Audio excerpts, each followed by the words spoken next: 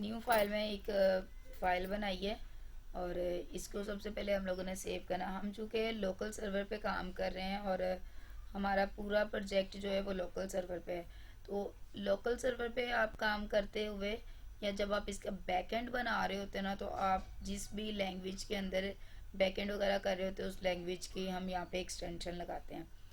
जब तक आप लोग सिर्फ फ्रंट एंड करते हो तब तक आप उसके साथ HTML लिखते हो। अगर आप CSS कर रहे हो उसके साथ CSS का जो है ना वो हमें लगानी पड़ेगी फाइल की एक्सटेंशन, ठीक है। और उसके बाद अगर जावास्क्रिप्ट कर रहे हो तो JS की एक्सटेंशन हमें यूज़ करनी पड़ती है। अभी चूँकि हम लोग इसका बैक एंड भी कर रहे थे और हमारे ये जैम के फोल्डर के अंदर, जैम में मौजूद है htdoc के फोल्डर के अंदर हमारा ये प्रोजेक्ट का फोल्डर पड़ा हुआ है, तो इस वजह से हम इस फोल्डर के जो एक्सटेंशन लगाएंगे वो .php की लगाएंगे। जब भी हम कोई भी पेज फोल्डर हो गया या ये फाइल न्यू फाइल आप बना के उसको स्टोर कर रहे हो, सेव कर रहे हो, तो उसके साथ आपकी .php की एक्सटेंशन यूज़ होगी। अभी ये मैं आप लोगों के सामने करती हूँ। मैंने Ctrl+S किया है ताकि ये फाइल सेव हो जाए। डेमो के नाम से ये मैं एक फ़ाइल सेव करूँ, demo.php के नाम की। फाइल मेरी सेव हो गई। जैसे ही फाइल सेव हो यहाँ पे आपके पास नाम डिस्प्ले हो जाएगा। सबसे पहले हम क्या करने वाले हैं, मैंने आपको अभी बताया है कि हम लोग जो है ना वो एक बटन बनाने वाले हैं। तो बटन बनाने के लिए हमारे पास दो तीन मेथड हैं। एक मेथड आपके पास क्या है, बटन का मेथड। बटन का टैग आप यूज़ करते हो तो हमारे पास बटन बन जाता है। Ctrl+S करके सेव कर रही हूँ और इस पेज को मैं ओपन करने लगी हूँ। हमने यहाँ पे ये हमारे प्रोजेक्ट का नाम रखा। प्रोजेक्ट ओपन करने के लिए क्या करना है, आपने लोकल होस्ट लिखेंगे, ठीक है, // आएगा और साथ में आपके प्रोजेक्ट का जो फोल्डर नेम है वो आएगा। और उसके बाद अगर तो आप न्यू फाइल सेव करके कर रहे हो तो वो फाइल किसी भी चीज़ के साथ लिंक नहीं हुई, ठीक है। मैंने जस्ट अभी फाइल बनाई थी, उसको मैंने लिंक कहीं भी नहीं किया। तो जब न्यू फाइल बना के आप कोई चीज़ करके दिखा रहे होगे तो आपने यहाँ पे फिर उस फाइल का नाम लिख के आपने उसको सर्च करना है। लेकिन अगर आप उस फाइल को कहीं लिंक कर रहे हो तो फिर आप उस जगह से भी इसको जो है ना ओपन कर सकते हैं। अब मैंने सिर्फ बटन बनाया था और इस बटन के अंदर मैंने कुछ नहीं अभी मेंशन किया। मैम वॉइस कट रही है। थोड़ा सा मैनेज करना पड़ेगा क्योंकि इस टाइम पे पता नहीं क्यों इंटरनेट जो है ना वो इशू कर रहा होता है। अच्छा, बटन हमने सिर्फ वहाँ पे लिखा था तो ये हमारे पास एक बटन बन चुका है। मैं इसके ऊपर क्लिक कर रही हूँ तो क्लिक हो रहा है, ठीक है।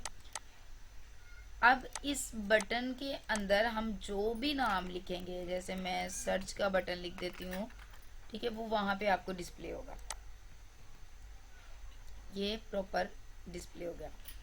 लेकिन हम चूँकि यहाँ पर कर रहे हैं, अपने बूटस्ट्रैप भी यूज़ कर रहे हैं और दूसरी चीज़ें भी यूज़ कर रहे हैं। अब इस बटन के ऊपर जब हम काम कर रहे हैं, क्लिक तो हो रहा है बट ये कहीं जा नहीं रहा। इसके अलावा हमारे पास एक और जो मेथड है वो इनपुट फील्ड का है, ठीक है। हमने इनपुट फील्ड्स बनाई थी फॉर्म के अंदर। अभी मैं वही फील्ड बना रही हूँ और मैं इसमें टाइप जो उसकी रख रही हूँ सबमिट कर रही हूँ। अगर तो हम यहाँ पे टाइप सबमिट की करेंगे तो बटन क्लिकेबल भी होगा। बटन पे जो आप एंकर टैग के साथ लिंक लगाएंगे वहाँ पे वो मूव भी करवाएगा। अगर आप इसके पीछे PHP कर रहे हो, ठीक है, बैकएंड बना रहे हो, तो आपको टाइप उसकी सबमिट देना पड़ेगी, तभी आपकी डेटाबेस के अंदर डाटा जाएगा। अब बटन तो ऐसे भी बन जाएगा, ठीक है। यहाँ पे मैं वैल्यू के साथ इसका ना नाम लिख देती हूँ। वैल्यू का एट्रीब्यूट यूज़ किया और मैं सबमिट लिख रही हूँ यहाँ पे। अब देखें बटन तो बन गया मेरे पास, क्लिक भी हो रहा है, ठीक है। अब यहाँ पर मैं अगर इसकी जगह पर ना टाइप की जगह पे बटन लिखती हूँ, ठीक है, और यहाँ पे मैं कर देती हूँ अपडेट का बटन, इसको बना देती हूँ ताकि आपको अलग अलग समझ आ जाए। बटन अब भी बन गया, क्लिक भी हो रहा है। लेकिन जब आप इनपुट फील्ड के साथ बटन बनाते हो ना और टाइप आप उसकी जो है वो बटन रख देते हो तो आपकी डेटाबेस के अंदर डाटा नहीं जाता। आपकी PHP वर्किंग नहीं करती। PHP का सारा कोड बेशक आपका ठीक क्यों ना लिखा हो, लेकिन इस टाइप की वजह से हमारा जो बटन है ना वो वर्क नहीं करेगा, हमारा डाटा जो है वो सेव नहीं होगा डेटाबेस के अंदर। इसीलिए जब भी आप इनपुट फील्ड के साथ अगर बटन बना रहे हो तो आप टाइप के अंदर सबमिट लिखोगे, बटन नहीं लिखोगे। अब मैंने आपको तीनों तरीके बता दिए। हमने इनपुट फील्ड के अंदर सबमिट भी लिखा, बटन हमारा तब भी बन गया। हमने इनपुट फील्ड के अंदर बटन भी लिखा, बटन हमारा तब भी बन गया।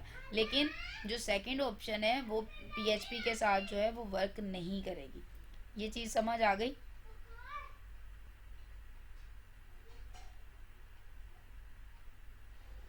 समझ आ गई आप लोग को? जी मैम। ठीक है। अच्छा, अब हमने अगर यहाँ पे वो आपको फर्स्ट करें सुपरवाइजर कहता है कि हमारा ये जो बटन है इसको लिंकेबल करो और ये फलां पेज के ऊपर जाना चाहिए, मैं इसी एक बटन को कर देती हूँ। ठीक है। उसके लिए हम क्या करेंगे, एंकर टैग यूज़ करेंगे। ठीक है, ये मैं एंकर टैग यूज़ कर दिया। अब इतने से काम से आप देखो वर्किंग अभी भी हो रही है, कोई इफेक्ट नहीं उस पर आएगा। लेकिन हमारा ये जो बटन है ना इसके अंदर का कंटेंट ना तो वो ब्लू कलर का आया है, क्योंकि जब आप एंकर टैग यूज़ करते हो ना तो हम इसके जो भी पाथ देते हैं तो वो उसका चेंज कर देता है कलर को। अब मैंने सिर्फ एच रेफरेंस लिखा, तो ये आप अगर ध्यान से देखो, जूम कर रही हूँ, सर्च का कलर भी चेंज हो गया, अंडरलाइन भी हो गया। हालांकि अभी मैंने कोई उसका पाथ नहीं दिया, कोई लिंक नहीं मैंने उसके अंदर दिया, सिर्फ मैंने एच रेफरेंस यूज़ किया। तो इससे क्या हुआ कि हमारा जो है वो बटन लिंकेबल हो गया। मैं क्लिक करती हूँ तो यहाँ पे आप देखो लोड हो रहा है बार बार हमारा पेज, वो लोड उसको करवा रहा है। ठीक है। अब यहाँ पर अगर मैं कोई उसको पाथ दे देती हूँ किसी पेज का, जैसे मैं यहाँ पे इसके साथ कर देती हूँ साइन अप का जो हमारा पेज बना हुआ है, sign up dot P H P, ये मैंने उसको पाथ दे दिया, तो ये मुझे उस पेज के ऊपर लेके जाएगा। ये देखें, ये उस पेज के ऊपर लेके गया। अभी चूँकि मैंने इसको काफ़ी ज़्यादा जूम किया हुआ है ना तो इस वजह से वो आपको ऐसे दिखा रहा है बाकी का प्रोजेक्ट। अब ये एंकर टैग के साथ हो गया, लिंकेबल करनी भी चीज़ आपको आ गई। ठीक है। अब यहाँ पर मैं चाहती हूँ कि हमारा जो बटन है उसका मतलब आप जो लिख रहे हो, सर्च लिख रहे हो, उसका कलर चेंज हो जाए, या बटन का जो है वो बैकग्राउंड उसको हम चेंज कर लें। तो उसके लिए हम क्या करेंगे, हम लोग इनलाइन सी एस एस ही कर रहे हैं। मैं यहाँ पर इसको इनलाइन सी एस एस आपको करके दिखाती हूँ। पहले कलर में टेक्स्ट के लिए हम लोग सिर्फ कलर यूज़ करते हैं। ठीक है, कलर की प्रॉपर्टी यूज़ की जाती है, तो मैं उसके कलर को चेंज करने लगी। पहले हमारे पास बाय डिफ़ॉल्ट ब्लैक आ रहा है, अभी मैं रेड कर रही हूँ। आप देखो कलर हमारा चेंज नहीं हुआ, क्यों? बिकॉज एंकर टैग हमने यूज़ किया है, और जब तक आप सी एस के अंदर एंकर टैग को इन्वॉल्व नहीं करते वो आपकी सी एस एस को अप्लाई होने ही नहीं देता। अब यही चीज़ मैं उठा के यहाँ से इस नीचे वाले एंकर के टैग के अंदर पेस्ट कर देती हूँ। सेव करके मैं पेज रिफ्रेश कर रही हूँ तो आप देखो कलर जो टेक्स्ट का है वो चेंज हो गया। ठीक है। तो ये बात आप लोगों ने जहन में रखनी है कि जब भी आप लोग टेक्स्ट का कलर चेंज करो, जब भी आप किसी चीज़ का बैकग्राउंड कलर चेंज करो, जब भी आप किसी भी चीज़ के ऊपर सीएसएस कर रहे हो, अगर उस जगह पे उस टैग के अंदर या उस टैग से पहले एंकर टैग मौजूद है ना और आपने इसको कॉल नहीं किया या आपने इसको इन्वॉल्व नहीं किया सीएसएस के अंदर, ये तब तक आपकी वर्किंग को रोक देगा। ये कोई आपकी सीएसएस को कोई फॉर्मेट को चेंज नहीं करेगा, कोई आपका कलर नहीं लगेगा, बैकग्राउंड कलर नहीं लगेगा, कोई मार्जिन नहीं आएगा, पैडिंग नहीं आएगी, कुछ भी नहीं होगा। एंकर टैग का अगर मैं आसान वर्ड्स में आपको बताऊं, ये एक ऐसा टैग है जो कहता है कि मेरी हुक्मरानी चले। ठीक है, जो मैं कहूँ वो काम हो, उसके अलावा कोई काम ना हो, मतलब किसी और की मर्जी ना चले। और अगर किसी ने अपनी मर्जी चलानी है तो जब तक मुझे उसमें शामिल नहीं करेगा तब तक उसकी अपनी मर्जी नहीं चलनी। ठीक है। इसको मैं अपने स्टूडेंट्स को ना ऑफिस में भी बताती थी, मैं इसको कहती हूँ हुक्मरान टैग। ठीक है, मैंने इसका नाम रखा हुआ है। तो इन इस छोटी छोटी ये चीज़ें बताने का मकसद है कि आपके माइंड में हिंट के तौर पे ये चीज़ें रहें जब आप वाइवा दे रहे होगे। तो अगर आपके सुपरवाइज़र ने आपको कहा है कि इसका कलर चेंज करो, कलर आपसे नहीं चेंज हो रहा, तो फ़ौरन से आपके माइंड में ये बात क्लिक करेगी कि आप ही ने हमें उस वक्त ये बताया था कि अगर आप इसको इन्वॉल्व नहीं करते तो ये इस तरीके से चेंजिंग नहीं करेगा, इसको हुक्मरान टैग का नाम दिया है, ठीक है। तो उसी वक्त आपको याद आ जाएंगी ये सारी बातें, तो आप इस पर वर्किंग कर सकोगे। अच्छा, अब एक चीज़ तो ये हो गई, कलर हमने इसी के अंदर कर दिया। अब अगर बैकग्राउंड कलर हम लोगों ने चेंज करना है तो वो भी इसी स्टाइल के अंदर मैं उसको चेंज करके आपको दिखा देती हूँ। बैकग्राउंड कलर की प्रॉपर्टी हम लोगों ने यूज़ की और मैं यहाँ पे इसको कर देती हूँ, ब्लू कलर दे देती हूँ। ये मेरे पास कलर्स इस वजह से डिस्प्ले करवा रहे हैं क्योंकि मैंने इसके जो है ना पैकेजेस अंदर किए हूँ मैं, वो उस वजह से कलर्स मेरे पास चेंज हो रहे हैं। तो आप लोगों को भी कर दूँगी मैं। अब देखें यहाँ पे क्या हुआ है, जो एंकर टैग का एरिया है ना, जितना एरिया मतलब सर्च जिसमें लिखा हुआ है उतने का बैकग्राउंड कलर चेंज हुआ है, ठीक है। हालांकि हमें तो पूरे बटन का कलर चेंज करना है, लेकिन हमने क्या किया है, हमने यहाँ पर एंकर टैग के अंदर इसके बैकग्राउंड कलर को यूज़ किया है, उसको चेंज किया है। तो एंकर टैग के अंदर सिर्फ हमारे पास सर्च पड़ा हुआ है, तो उसने उसी का बैकग्राउंड कलर चेंज कर दिया। लेकिन हम क्या चाहते हैं, पूरे बटन का बैकग्राउंड कलर चेंज हो। मैं यहाँ पे बैकग्राउंड कलर देती हूँ, इसको मैं करती हूँ रिमूव ठीक है, और रिफ्रेश किया तो ये देखिए पूरे बटन का हो गया। अब यहाँ पे आप लोगों के माइंड में एक चीज़ आ रही होगी कि अभी मैंने कहा कि जब तक हम एंकर टैग को इन्वॉल्व नहीं करेंगे उस चीज़ का कलर ये चेंज नहीं करेगा, ठीक है। अब वो यहाँ पे कलर क्यों चेंज नहीं किया उसने पहले टेक्स्ट का, क्योंकि ये एंकर टैग के अंदर मौजूद था। बटन जो है ना, बटन के अंदर ऑलरेडी एंकर टैग मौजूद है। टेक्स्ट जो है, हमने कंटेंट जो लिखा हुआ है वो बटन के अंदर नहीं मौजूद, वो एंकर टैग के अंदर मौजूद है। तो इसलिए इसका जो कलर हमने चेंज करना है, सर्च का कलर जो हमने चेंज करना है, उसके लिए हमें एंकर टैग को इन्वॉल्व करना पड़ रहा है। अब एक तो ये चीज़ आप यूज़ कर सकते हो इस तरीके से। दूसरा आप ये कर सकते हो, एंकर टैग को आप बाहर ले आओ, बटन को आप लोग एंकर टैग के अंदर यूज़ कर लो, ठीक है। ये मैंने काम किया और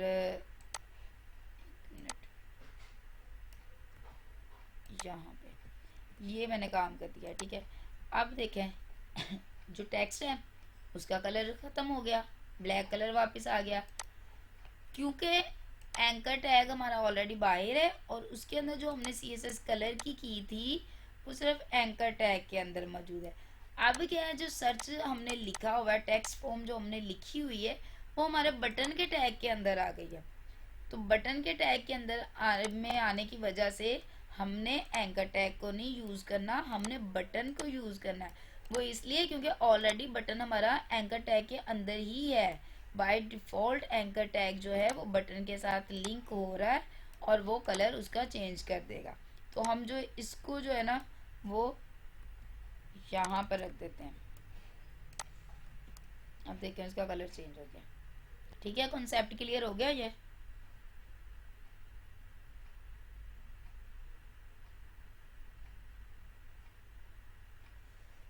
थोड़ा माइक जल्दी ऑन करके मुझे बता दिया करें, रिकॉर्डिंग हो रही होती है फिर वो इतना डिले हो जाती हैं चीज़ें।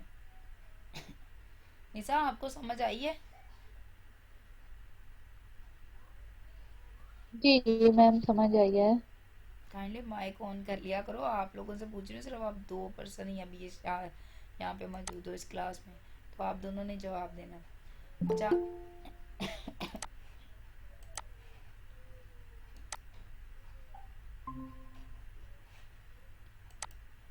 अच्छा जी, उसके बाद हमारे पास क्या चीज़ आती है, एंकर टैग का कॉन्सेप्ट क्लियर करवा दिया, बटन बनाना सिखा दिया, इनपुट फील्ड आ गई। अब इनपुट फील्ड में हमने एक चीज़ और देखी थी, लास्ट टाइम मैंने आपको बताया था कि जब हम फॉर्म बनाते हैं उसके अंदर फील्ड्स हम लोग यूज़ करते हैं। तो इनपुट फील्ड्स बनाने के लिए आप जिस टाइप की इनपुट फील्ड बनाते हो वही टाइप आपने यहाँ पे मेंशन करनी है। अब फर्ज करें मैंने बटन के लिए बनाई, तो मैं बटन के लिए सबमिट का या बटन की जो टाइप यूज़ कर रही हूँ। अगर मुझे टेक्स्ट के लिए लेनी है, ठीक है, तो इनपुट फील्ड के अंदर टेक्स्ट बाय डिफ़ॉल्ट जो होता है वो टेक्स्ट ही शो करवाती है उसकी टाइप, ठीक है। मैं यहाँ पे अगर कुछ भी नहीं लिखती, मैं इधर वैल्यू में उसको दे देती हूँ फर्स्ट नेम। ठीक है, अब आप ज़रा इसको चेक करें।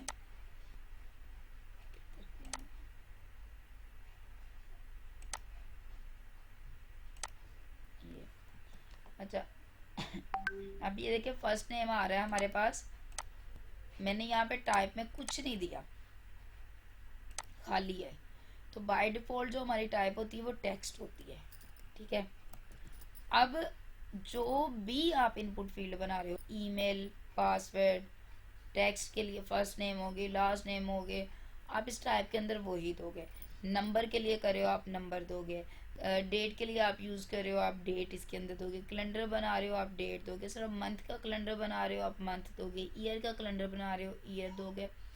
अगर आप रेडियो बटन्स बना रहे हो, वो सर्कल वाले जो बटन्स होते हैं, ऑप्शंस जैसे हमारे पास आती हैं, तो आप यहाँ पे रेडियो लिखोगे। अगर आप चेक बॉक्स बना रहे हो तो आप इसके अंदर चेक बॉक्स लिखोगे।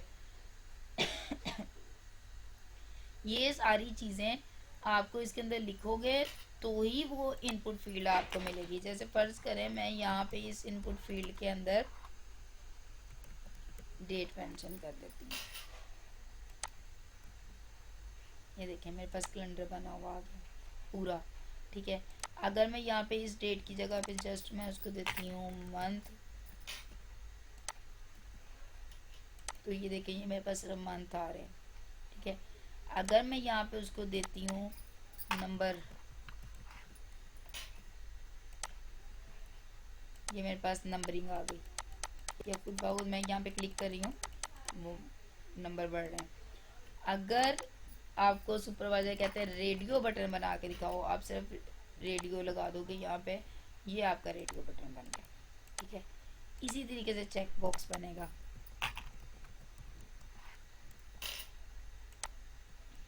ये चेक बॉक्स बन गया। ठीक है, अब यहाँ तक तो हमारी ये मेन चीज़ें थी जो हमने टेस्ट फेज में भी की। बटन था, कलर चेंज करना था, बैकग्राउंड कलर चेंज करना था, इनपुट फील्ड्स बनाना था, और उसके बाद आपके आ जाते थे अनऑर्डर लिस्ट और ऑर्डर लिस्ट। ठीक है, मतलब ULLI और OLLI, ये चीज़ें हमारी आ गई थी, वो भी लाजमी करवाते हैं। अभी मैं उसका भी आपको बता देती हूँ। UL हमारा क्या है, अनऑर्डर लिस्ट। इसके अंदर हमारी चीज़ें क्या करती हैं, हम लोगों ने कोई, आप वर्ड की फाइल में काम करते हो, आप नोटपैड के अंदर काम करते हो, आप बुलेट्स का यूज़ करते हो। ठीक है, पॉइंट्स बनाने के लिए आप बुलेट्स का यूज़ करते हो। तो अनऑर्डर लिस्ट क्या करती है, ये हमारे पास बुलेट्स जनरेट करती है। ठीक है, आप पॉइंट्स कोई भी दे रहे हो, आप बुलेट्स दे रहे हो, मतलब सिंबल्स यूज़ कर रहे हो, आप उसके अंदर काफ़ी ज़्यादा आपके पास टाइप्स आती हैं। मतलब बुलेट्स वगैरह हैं आपके पास, अनफील्ड सर्कल में आता है, फील्ड सर्कल में आता है, उसके बाद चेक बॉक्सेस आते हैं, फिर वो गुड का एक कर्सर साइन बना होता है। फिर अगर आप यूज़ करना चाह रहे हो न्यूमेरिकल वर्ड्स, फिर अल्फ़ाबेटिक्स यूज़ करते हो, रोमन जो वर्ड्स हैं वो यूज़ करते हो आप लोग। ठीक है, बुलेट्स बनाने के लिए, ये सारे पॉइंट्स बनाने के लिए। तो जो आते हैं ना बुलेट्स, ठीक है, वो हमारे पास आते हैं UL के साथ। जो आते हैं न्यूमेरिकल वर्ड्स, अल्फ़ाबेटिक्स और रोमन वर्ड्स जो आते हैं पॉइंट्स के लिए, वो हम लोग बनाते हैं OL के साथ, मतलब ऑर्डर लिस्ट के साथ। अब यहाँ पे अभी तक हम लोगों ने ये काम किया, मैंने सेव इसको करके मैं रिफ्रेश पेज कर रही हूँ, मुझे कुछ नहीं शो हो रहा, हालांकि मैंने दोनों चीज़ें लिख दी हैं। लेकिन इनको बनाने के लिए, बुलेट्स को बनाने के लिए हमारे पास पॉइंट्स का होना ज़रूरी है, हमारे पास लिस्ट का होना ज़रूरी है। अगर आप ग्रॉसरी करने जाते हो, ठीक है, आपने लिखा होता है कि आपके पास बनी होती है चिट जिसके ऊपर आपने सारे आइटम्स लिखी होती हैं, आपकी ये ग्रोसरी की चीज़ें हैं, आपने कपड़े लेने हैं उसकी अलग से लिस्ट एक बनाई होती है, शॉपिंग करने जब भी आप जाते हो। तो एक शॉपिंग लिस्ट बनी होती है। सेम वही प्रोसेस यहाँ पे हमारे पास अनऑर्डर लिस्ट और ऑर्डर लिस्ट के साथ है। हमारे पास ये तो पता है कि हमने आइटम्स किस चीज़ के लिए लेनी है, पॉइंट्स किस चीज़ के लिए बनाने हैं, लेकिन हमने यहाँ पे ये नहीं दिया कि हमने पॉइंट्स बनाने क्या है। ठीक है, पॉइंट्स आपके पास बनेंगे तभी तो आपकी एक लिस्ट जनरेट होगी। तो उसके लिए हम क्या करें, एल आई का यूज़। एल आई कहते हैं लिस्ट आइटम को। ठीक है, ये हमारी लिस्ट आइटम। अब ये मैंने इसको सेव किया, पेज रिफ्रेश कर रही हूँ, आपके पास ये देखें एक बुलेट शो हो गया। मैं सेम यही चीज़ यहाँ पे ओ एल के अंदर कर रही हूँ। आप देखो यहाँ पे आपके पास न्यूमेरिकल वर्ड यूज शो हो रहा है। तो ये हमारी एक लिस्ट बनती जा रही है। जितने मतलब आप आइटम्स दोगे उतनी ही वो लिस्ट जनरेट होती जाएगी। समझ आ गई बात? यस मैम, समझ आ रही है। ठीक है, इसके अंदर आप कुछ भी लिख सकते हो। आप जैसे मुझे टी लेनी है, ठीक है, एक लिस्ट बन गई। मुझे चाय के लिए मिल्क लेना है, मुझे चाय के लिए शुगर लेनी है। ठीक है, मैं एक लिस्ट बना रही हूँ अपनी ग्रोसरी की, तो ये मेरे पास आइटम्स बनती आ रही हैं, लिस्ट आइटम्स बनती आ रही हैं। सेम इसी तरीके से हम यहाँ पर भी कुछ भी मतलब लिख देते हैं। ब्रेड एग्स लेने हैं, ठीक है, ब्रेड लेनी है या आपने जैम लेना है, कुछ भी मतलब आप जो चीज़ आप चाहते हो वो लिखोगे और वो एक लिस्ट बनती आ रही है। ये हमारी हो गई अनऑर्डर लिस्ट यूएल के साथ। ये हमारी होगी लिस्ट, सॉरी, ऑर्डर लिस्ट। और जो ये बुलेट्स बन रहे हैं, ये लिस्ट बन रही है, ये हमारी लिस्ट आइटम्स है, मतलब आइटम्स की एक लिस्ट जनरेट होती जा रही है। तो इसको माइंड में लाजमी रखना है।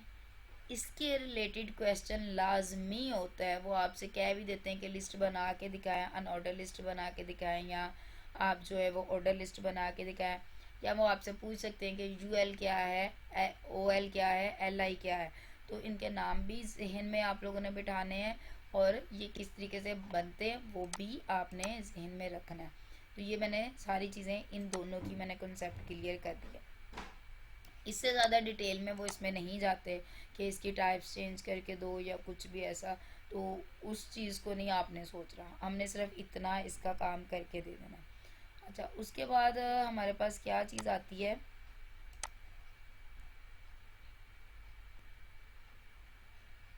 हमारे पास आती है ये नेविगेशन बार। ठीक है, ये ब्लैक कलर में जो आ रही है ना, ये हमारी नेविगेशन बार है। इसको नैव बार भी बोला जाता है, नेविगेशन बार भी बोला जाता है। इसमें क्या करना होता है, हम लोगों ने जब भी कोई नेविगेशन बार बनानी होती है हम यूएल का इस्तेमाल करते हैं, अनऑर्डर लिस्ट का इस्तेमाल करते हैं उसको बनाते हुए। ठीक है, उसके बाद हम क्या उसको करते हैं कि जो लिस्ट एक नेविगेशन बार की बनी हुई होती है उसके ऊपर सी एस एस अप्लाई करते हुए हम उसको इनलाइन कर देते हैं। अभी आप देखो यहाँ पे जो हमने ये काम किया, हमारे पास लिस्ट इस तरीके से बनी हुई आ रही थी। अगर मैं यहाँ पे शायद इसके अंदर आता है ऊपर वाले में, स्टाइल के साथ हम डिस्प्ले इसका कर देते हैं इनलाइन। एक इनलाइन आता है, इनलाइन ब्लॉक आता है और ब्लॉक आता है। तो अभी वो हमारे रिमूव हो गए बुलेट्स भी। ठीक है, और यहाँ पर इनलाइन ब्लॉक कर लेते हैं ज़रा।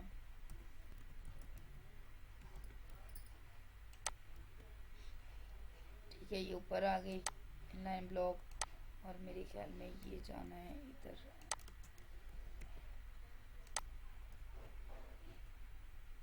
ये एक की उसने लिस्ट ख़त्म कर दी। ठीक है, तो इस तरीके से ये इसका हम लोग करें। अब बुलेट्स भी आपने ख़त्म करना है ना, तो उसके लिए भी स्टाइल टाइप जो होती है वो नन कर देते हैं, या हम टेक्स्ट डेकोरेशन नन कर देते हैं, तो उसके साथ हमारे बुलेट्स जो है वो रिमूव हो जाते हैं। ठीक है, ये मैं उसको आपको नेविगेशन बार से ना पूरी उसकी नेविगेशन बार की सी एस एस दिखा देती हूँ। यहाँ पे मैंने किधर रखा हुआ है, ये नया बार प्रॉपर इसकी सी एस एस की हुई है, इस वजह से वो करना पड़ता है उसका। ये देखें, ये मैंने बनाई है नेविगेशन बार। ठीक है, हमने बूटस्ट्रैप यूज़ की हुई है, बूटस्ट्रैप की वजह से यहाँ से स्टार्ट होती है, ये उसकी HTML वो हमने PHP भी उसके अंदर की हुई है, यहाँ पे ये ख़त्म हो रही है सारी। अब इसमें क्या किया है, हमने क्लास बनाई है नैब बार की, नैब बार इनवर्स के साथ जो है ना वो उसका कलर लगा है। ठीक है, इसको अगर मैं रिमूव करती हूँ तो हमारी नेविगेशन बार का जो कलर है वो रिमूव हो जाना है। ठीक है, यहाँ से सेव नहीं हुआ शायद।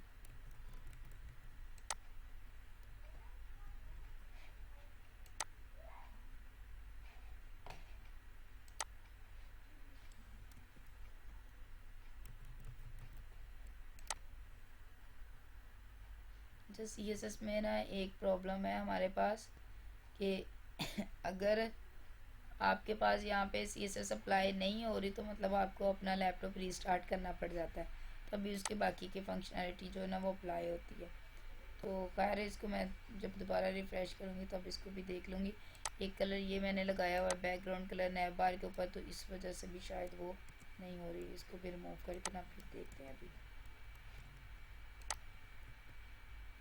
ये देखें, अच्छा यहाँ पे हमारे पास 3 नैब बार इनवर्स, इसको भी लगा रही। ये देखें, सिर्फ नैब बार इनवर्स लगाया मैंने तो उसका कलर आ गया। अगर आपके पास ये चीज़ लगी हुई है और आपको बैकग्राउंड कलर चेंज करने के लिए बोला गया तो हम पहले तो इसको रिमूव करेंगे। ठीक है, उसके बाद CSS मैंने इसके ऊपर कॉल की है तो मैं यहाँ पर उसका बैकग्राउंड कलर जो भी देना चाहूँगी मैं उसको कलर दे देती हूँ यहाँ पर, और वही उसके ऊपर अप्लाई होगा। कंट्रोल F5 के साथ मैं पेज रिफ़्रेश कर रही हूँ ताकि वो रूट तक जो है ना वो रिफ़्रेश हो जाए। तो ये कलर हमारे पास बन गया, आ रहा है। ठीक है, ये चीज़ आप लोगों ने याद रखनी है लाजमी। अगर तो वहाँ पर इनवर्स लिखा हुआ है तो आप जो है उसको रिमूव कर देना। और यहाँ पे भी जिसके पास भी मतलब जिनके भी ये प्रोजेक्ट के अंदर इस तरीके से 2 जगह पे लिखा है, CSS मैंने मोस्टली ना उसी पेज की, जिस पेज का काम है उसी के ऊपर किया हुआ है ताकि आपको समझ आ जाए। उसके बाद ये बाकी चीज़ें काम हम छोड़ें, हम इसकी बात करते हैं। UL के अंदर हमने नैब और नैब बार की हमने क्लासेस बनाई हैं। ठीक है, उसके बाद LI को यूज़ करके एंकर टैग बना दिया। अब यहाँ पे आप इसकी CSS देखो, कलर मैंने पहले इसका चेंज किया है। ठीक है, नैब बार के ऊपर LI और एंकर टैग लगा के कलर मैंने उसका वाइट कर दिया ताकि जो मेरा कंटेंट आ रहा है उसका कलर वाइट हो। ठीक है, उसके बाद यहाँ पर उसके ऊपर होवर लगाया। होवर लगाने के लिए भी मैंने पहले ये सारी चीज़ें कॉल की हैं। अब इन सारी चीज़ों में क्या है, सबसे पहले हम बना रहे हैं नैब बार। हमारे पास क्या आ गया, ये वाली नैब बार। ठीक है, उसके बाद हम क्या कर रहे हैं, हम नैब बार नैब को कॉल कर रहे हैं, ये वाली नैब बार नैब को कॉल कर लिया। फिर हम LI को यूज़ करें, फिर हम एंकर को यूज़ करें, क्योंकि ये टेक्स्ट हमारा होम अबाउट ये हमारा एंकर टैग के अंदर पड़ा हुआ है तो उसको कॉल करना लाजमी है। अब जब हमने इसको कॉल कर दिया ना तो मैंने टेक्स्ट का कलर भी दे दिया, वो भी चेंज हो गया। अब टेक्स्ट के कलर के ऊपर होवर हम लगा रहे हैं कि जैसे ही मतलब यहाँ पे हम कॉलन डाल के और फिर होवर साथ लिख के और उसका कलर दे देते कि उसके ऊपर जैसे ही हम कर्सर लेके जाए हमारे पास कलर उसका चेंज हो जाए, तो ये उसका कलर चेंज करेगा यहाँ से। ठीक है, तो ये हमारी नेविगेशन बार बन रही है इस तरीके से। समझ आ गई इसका?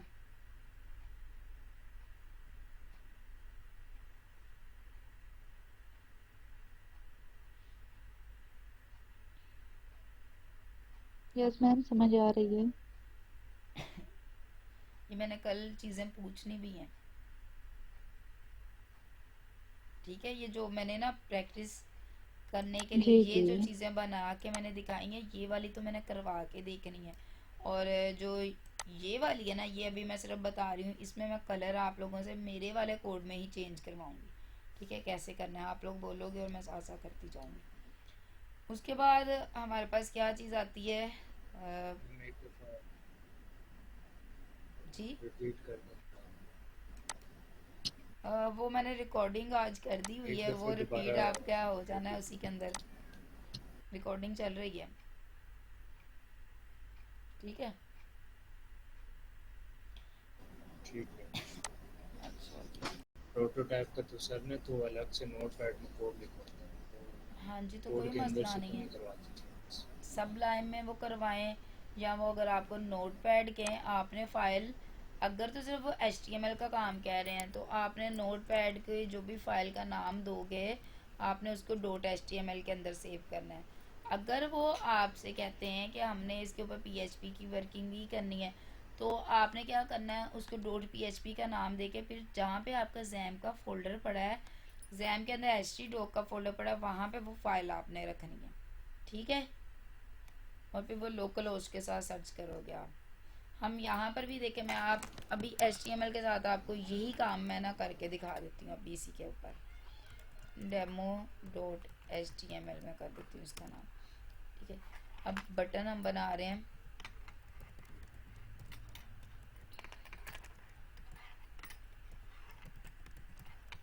ये बटन हमारा आ गया और इसके अंदर नाम डेमो लिख रही हूँ, सेव किया ठीक है। उसके बाद हमने अब इसको ओपन करना है।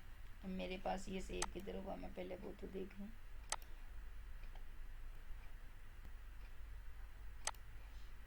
डेस्कटॉप पे मैं नहीं, अपनी म्यूज़िक में सेव कर देती हूँ, मुझे ढूंढना आसान हो जाएगा। अच्छा जी, ये आ गया म्यूज़िक, और ये देखें ये डेमो की फ़ाइल है, इस पर मैंने डबल क्लिक किया, मेरे पास ओपन हो गया, ये मेरा बटन बना हुआ, ठीक है। इस तरीके से आप नोटपैड में करके ओपन कर सकते हैं। ठीक ठीक हो गया। ये मुझे नहीं पता था, मैं तो उस वक्त वैसे कोड लिख रहा था सारी, इसलिए कह रहे थे गलत गलत। वो HTML में आपने सेव नहीं ना किया होगा। और अगर यहाँ पे मेरे पास मतलब HTML में मैंने क्या करना है जी, मुझे फ़ाइल जो है PHP के अंदर चाहिए, ठीक है। मैं इसको दोबारा सेव एज करके ना मैं जा रही हूँ C ड्राइव में। C में मेरा जैम पड़ा हुआ है, आप लोगों का जिस भी आपकी ड्राइव के अंदर जैम पड़ा हुआ ना वो आप लोगों ने वो देखना है, ठीक है। उसके बाद जैम के अंदर htdoc का मेरा फोल्डर पड़ा है, यहाँ पे मैं इस फाइल को सेव कर रही हूँ demo.php के साथ, ओके। PHP के साथ मैंने अब ये सेव कर दी। अब इसको ओपन करने के लिए ना मुझे क्या करना पड़ेगा, लोकल होस्ट, ठीक है। उसके बाद demo.php लिखूंगी, ये मेरी वो फाइल ओपन होगी, ठीक है। सेम एक ही फाइल को मैंने दो जगह पे सेव किया, ठीक है। आपको निशा अगर जो क्वेश्चन आपसे पूछे गए थे उनमें से अगर कोई आपका क्वेश्चन है जो मतलब उस वक्त आपको वाइवे के दौरान नहीं आया, वो आप पूछना चाहती हो तो वो भी पूछ लो, क्योंकि फिर अभी से ये सारी चीज़ें क्लियर हो जाए।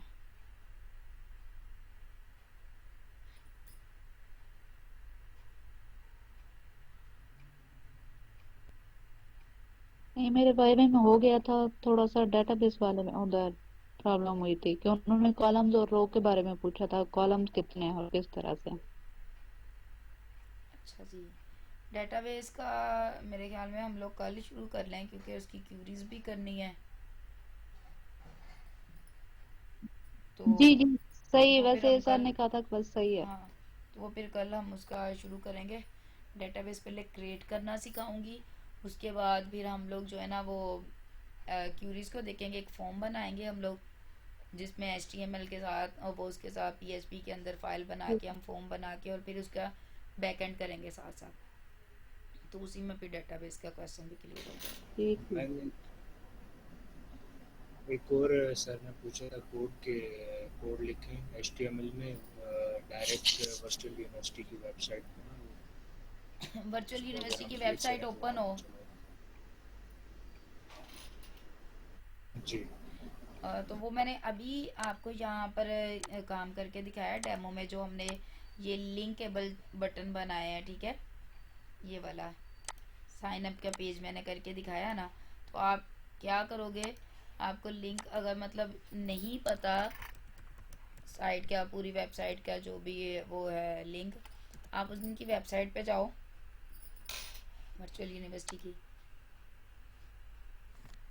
यहाँ से कॉपी करो, मतलब जो भी वो आपको कहते हैं, कॉपी किया हमने, मैंने साइन अप डाला था, साइन अप की जगह पे मैंने वो लिंक पेस्ट कर दिया, ये मैंने लिंक पेस्ट कर दिया। अब वापस मैं जा रही हूँ इधर पेज पे हमारा जो था डेमो वाला, ठीक है।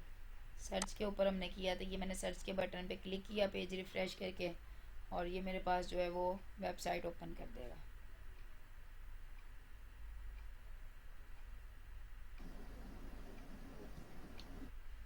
एंकर टैग के साथ हम लोगों ने ये सारा काम करना है। लिंकेबल जो चीज़ें हमारी बनती हैं वो एंकर टैग के साथ बनती हैं। ठीक है,